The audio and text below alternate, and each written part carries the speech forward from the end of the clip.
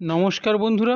পশ্চিমবঙ্গ রাজ্যের বনসহায়ক নিয়োগের একটি বিশাল এবং গুরুত্বপূর্ণ আপডেট নিয়ে তোমাদের কাছে নিয়ে চলে এসেছি আজকের এই ভিডিও। তোমাদের ভিডিওর শুরুতেই বলে রাখি বন্ধুরা, বনসহায়ক নিয়োগ সংক্রান্ত আপডেট নিয়ে বহু ভিডিও আমি চ্যানেলে দিয়েছি। তোমরা সকলেই জানো যে বনসহায়ক নিয়োগের ভ্যাকেন্সি নতুন করে বেরিয়েছিল, আবার পুনরায় নিয়োগের সিদ্ধান্ত এনেছিল হাইকোর্ট, কিন্তু সেই নিয়োগ নিয়ে আবারও জটিলতা প্রকাশ হয়েছে।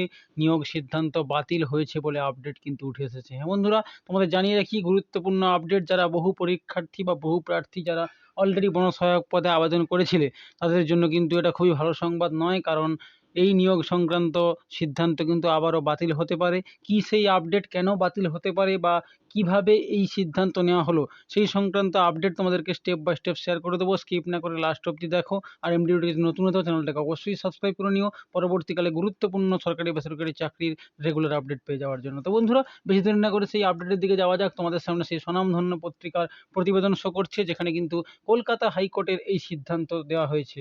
বনসহায়ক নিয়োগ নিয়ে কলকাতা হাইকোর্টের সিঙ্গেল বেঞ্চের নির্দেশ খারিজ করে দেওয়া হয়েছে বলে জানা গিয়েছে পশ্চিমবঙ্গ রাজ্যের হাইকোর্টের তরফ থেকে।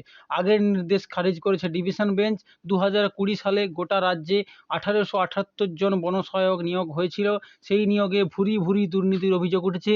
এই নিয়ে একাধিক মামলা জারি করা হয়েছে কলকাতা হাইকোর্টে। হ্যাঁ বন্ধুরা, এই সংক্রান্ত আপডেট দিয়ে আমি তোমাদের অলরেডি ভিডিও দিয়েছি, যেখানে তোমাদের বলেছি যে পূর্বে যে নিয়োগ সিদ্ধান্ত নেওয়া হয়েছিল, সেই নিয়োগ সিদ্ধান্ত কিন্তু ডিভিশন বেঞ্চ খারিজ করে দিয়েছিল এবং তার পরিবর্তে আবার নতুন করে 2023 সালে নিয়োগ করা হবে বলে সিদ্ধান্ত নিয়েছিল কলকাতা হাইকোর্টের সিঙ্গেল বেঞ্চ। তো বন্ধুরা, এই সিদ্ধান্তকেও বাতিল করা হয়েছে। কি সেই আপডেট দেখো।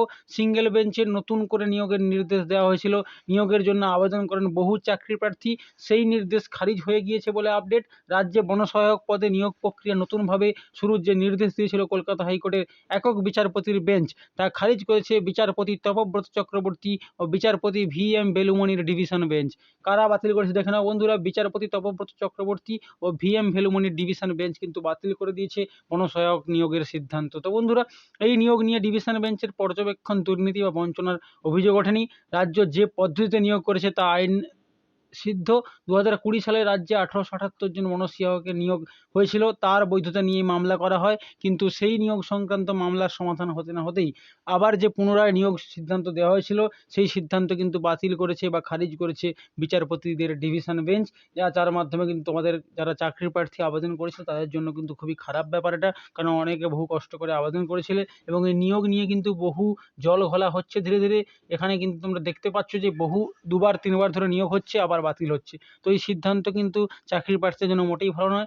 এই আপডেট তোমাদেরকে দেওয়ার জন্য আজকের এই ভিডিও বানালাম, যেখানে কিন্তু তোমাদেরকে অবশ্যই আপডেটটা আমি তুলে ধরলাম যে যারা পুনরায় আবেদন করেছিলে তাদের জন্য কিন্তু খারাপ খবর এটা, কারণ নিয়োগ বাতিল হয়ে গিয়েছে। সেই নিয়োগ বেঞ্চও বাতিল করে দেওয়া হচ্ছে, সিদ্ধান্ত হাইকোর্টের বিচারপতি দিয়েছে। পরবর্তীকালে কবে আবার নিয়োগ হবে বা কী হবে সেই সংক্রান্ত এখনও কোনো সদুত্তর পাওয়া যায়নি।